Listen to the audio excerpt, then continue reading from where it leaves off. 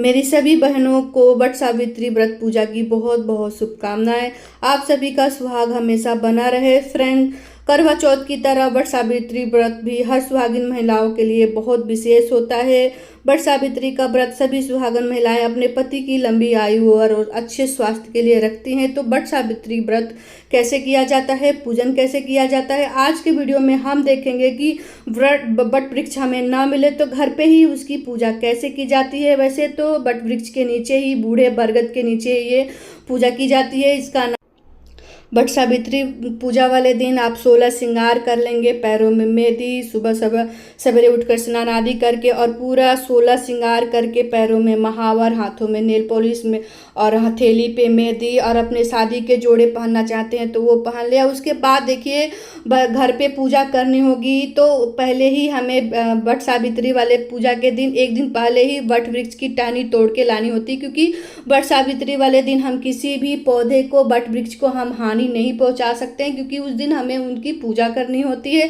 उसके बाद देखिए अगर वृक्ष के नीचे आप जा रहे हैं तो बहुत कम समय और सामग्री लगेगी, और घर पे पूजा कर रहे हैं तो आप जहां पूजा छत पे आंगन में कर रहे हैं तो वहां पे चाहे तो गेरू से लीप लें या फिर वहां पे अच्छे से साफ सफाई करके और वहाँ पे चौक पूर लें, आटे से चौक पूर लें, या फिर चावल को पीले रंग में रंग के और वहाँ पे स्वास्तिक बना लें। और स्वास्तिक बनाने के लिए देखिए हो सके तो आप कलश की स्थापना कर रहे हैं, मिट्टी की कलश की स्थापना करने का बहुत मान्य होता है। अगर आप नहीं करना चाहते, किसी कारणवश नहीं हो सकता है, तो आप इसको स्किप करके भी सरल पूजा घर पे ही कर सकते हैं। तो देखिए कलश की स्थापना करने के लिए कलश में हम थोड़ा सा साफ जल लेंगे, उसमें गंगा जल डालेंगे, उसमें पान सुपारी जो भी आप इलायची लौंग डालना होता है वो डाल सकते हैं, उसमें थोड़ा सा तिल ले लेंगे, क्योंकि उस दिन हमारा अमावस्या का दिन है तो तिल का भी विशेष महत्व होता है। और किसी ऊपर से पूर्ण पात्र में तिल ले लें, गेहूं ले लें, जौ ले लें या फिर चावल ले लें। तो देखिए जौ की उस दिन दान करने की विशेष महत्व माना जाता है। उसके बाद देखिए वट सावित्री वाले दिन गौरी गणेश की पूजा करने का विधान माना जाता है, इसलिए आप या तो गोबर से गौरी बना लें, और मैंने सुपारी में कलावे लपेट के गौरी गणेश बना लिया। उसके बाद देखिए हम वस्त्र स्वरूपी कलावा और जनेऊ अर्पित करेंगे। अगर जनेऊ नहीं है तो आप यहाँ पे वस्त्र स्वरूपी कलावा भी अर्पित कर सकते हैं। उसके बाद देखिए हम दीप प्रज्वलित करेंगे। तो देखिए हाँ, अगर बाहर पूजा कर रहे हैं तो आप मिट्टी के दिए में घी का या फिर तेल का हमें दीपक जलाना होता है। उसके बाद देखिए दीपक आप चाहे तो एक ले जाएं या फिर 2 ले जाएं। तो एक आरती करने के लिए हमें कपूर की दिए की ज़रूरत पड़ती है। उसके बाद देखिए हम बहुत ही सरल पूजा करेंगे और फिर से भाव स्वरूपी सभी को आचमन करा देंगे। आचमन कराने के बाद फिर हम उनको भोग, जो भी श्रृंगार का सामान होता है वो अर्पित करेंगे। तो देखिए श्रृंगार के सामान में आपका सामर्थ 5, 11, 21, 7 जितना भी आपका सामर्थ हो, क्योंकि हमारी ये जो माता है वो फीमेल है तो आप 7 भी उनको श्रृंगार का सामान अर्पित कर सकते हैं। और माता को चुन्नी, जो कि आप अगर वट वृक्ष के नीचे जा रहे हैं तो थोड़ा सा सूती कपड़ा, कोरा कपड़ा, बहुत ही छोटा टुकड़ा ले जाना पड़ता है, क्योंकि वट वृक्ष पे उसे चिपकाना होता है, जो हमें ऐपन के साथ उसे चिपकाना होता है। उसके बाद देखिए तिल लगा लेंगे। आप पूजा करने से पहले आप पेड़ पे वट वृक्ष के नीचे पूजा कर रहे हैं तो वहाँ पे पहले हम पानी से एक फेरी सींच लेंगे। उसके बाद देखिए हम जो ऐपन बनाए हैं आटे और हल्दी से, तो उसको पेड़ पे हमें पत्ते पे थापा लगाना होता है या पेड़ पे 5 बार थापा लगाना होता है। तो देखिए मैंने पेड़ की टहनी पे, क्योंकि जो कि छोटा टहनी है, तो मैं सिर्फ तने में जो उसका डंठल होता है वहाँ पे थापा लगा दूंगी, टीका लगा दूंगी। उसके बाद देखिए हम सभी को रोली का टीका लगाएंगे। और देखिए हम वट वृक्ष के नीचे जाएंगे तो जो कि वहाँ पे इतना समय नहीं मिलता है हमको कि हम इतनी शांति फुर्सत से पूजा पाठ कर सके। तो हो सके तो आप घर पे भी बहुत आसानी से कर सकते हैं। तो देखिए बहुत ही, उसके बाद हम पुष्प अर्पित करेंगे। तो गौरी माता को लाल पुष्प आप अर्पित कर सकते हैं, पुष्प नहीं है तो फिर भी ये पूजा बिना पुष्प फूल के होती है। तो देखिए हम सभी को पुष्प अर्पित कर देंगे।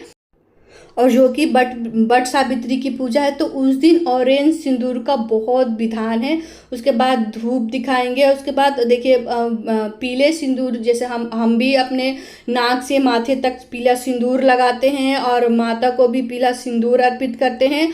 और पूजा करने से पहले जब आप जल को सींचे पेड़ पौधे के नीचे, तो उसमें से एक पत्ता आप अपने गहनों के श्रृंगारों में शामिल करना होता है। तो एक पत्ता तोड़ के या तो आप अपने पास रख ले, आंचल में बांधे, या फिर अपने जूड़े में बालों में लगाने का विधान होता है। तो जैसे आप कर सके एक पत्ता जरूर रखेंगे। उसके बाद देखिए हमें दान करने के लिए, पति के लिए कुछ चीज़ें चढ़ाना होता है। जैसे पंडिताइन को, पंडित जी को दान किया जाता है। वट सावित्री वाले दिन दान करने का भी बहुत विधान है। उसके बाद देखिए हम थोड़े से गुलगुले, या जिसे हम पुए बोलते हैं, तो छोटे बड़े पुए, क्योंकि मीठा खा के ही हमें पारण खोलना होता है। अगर नहीं बना पाते हैं आप गुलगुले, तो उसकी जगह पे आप कोई मिठाई भी रख सकते हैं। उसके बाद देखिए पूड़ी, जैसे 8 पूड़ियाँ कहीं कहीं चढ़ाई जाती है। क्षेत्रीय मान्यताओं के अनुसार हर जगह की पूजा अलग अलग होती है। उसके बाद देखिए हम कच्चा सूत ले लेंगे, जो हमें 5 बार फेरी लगानी होती है, 108 बार लगानी होती है, 21, 51।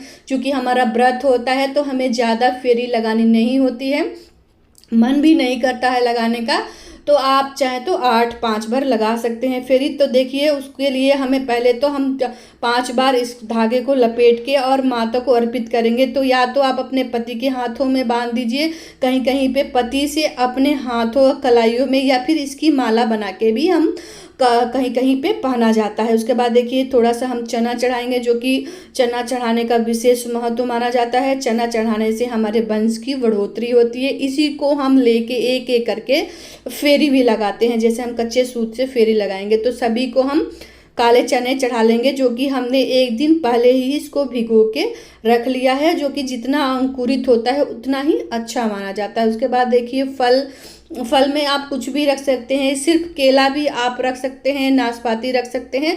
जितना हमारा समर्थ होगा उतना हम फल अर्पित करेंगे। उसके बाद देखिए ये जल का लोटा हम पहले ही सींच लेंगे, और थोड़ा सा हम रख लेंगे बाद में सींचने के लिए। तो उसके बाद देखिए हम तिल उस दिन बहुत विशेष महत्व रखता है, जो कि हमारी अमावस्या है, जो कि हमारी वट सावित्री पूजा और सोमवती अमावस्या हमारी एक ही दिन पड़ी है। तो इसीलिए साथ में जिस दिन हम बरगद की पूजा करेंगे, उसी दिन हमें अगर आप हो सके तो पीपल के भी पूजा कर सकते हैं, पीपल वृक्ष की पूजा कर सकते हैं। उसके बाद देखिए वट सावित्री की बुक है मेरे पास, जिसमें सावित्री माता है, सत्यवान है और यमराज जी हैं और वट वृक्ष भी है, जो कि हमको इसको भी इसी दिन पूजा करनी होती है। अलग से कोई प्रतिमा मूर्ति हमें नहीं लेनी होती है। तो देखिए सभी को हम रोली से तिलक करेंगे। तो सभी को रोली से तिलक करके वहीं पास में कहीं एक जगह हम रख देंगे।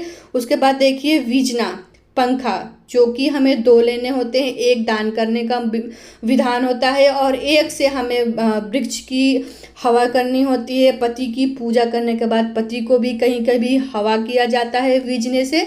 तो पहले हम विजने की पूजा करेंगे, हाथ पंखा की पूजा करने के बाद वृक्ष को हवा करेंगे, फिर पति को हवा करेंगे। तो देखिए ये कच्चा सूत ले लेंगे, या फिर कोई भी जैसे कपड़े सिलने वाली जो धागा रील आती है पीले रंग में, लाल रंग में, कहीं कहीं पे ये धागा को ऐसे राउंड राउंड गोल के और घुमाया भी जाता है। तो जैसे हम ये 5-51 फेरी लेंगे, उस हिसाब से हम कर लेंगे। तो देखिए मेरे पास ये जगह नहीं है, तो पहले मैं इसी डोरे को 5 बार लपेट के और अपने लिए ये कह के कि मैं इसकी फेरी लगा रही हूँ, यहाँ पे जगह नहीं है, तो आप चना उतना गिरा दें और उतना आप वहाँ पे फेरी के लिए धागा उसमें माता को चढ़ा दें। तो इस तरह से हमारी फेरी की भी विधि पूरी हो गई। उसके बाद देखिए हम माता से सुहाग लेंगे, जो कि उस दिन माता से सुहाग लेने की बहुत बड़ा विधान माना जाता है।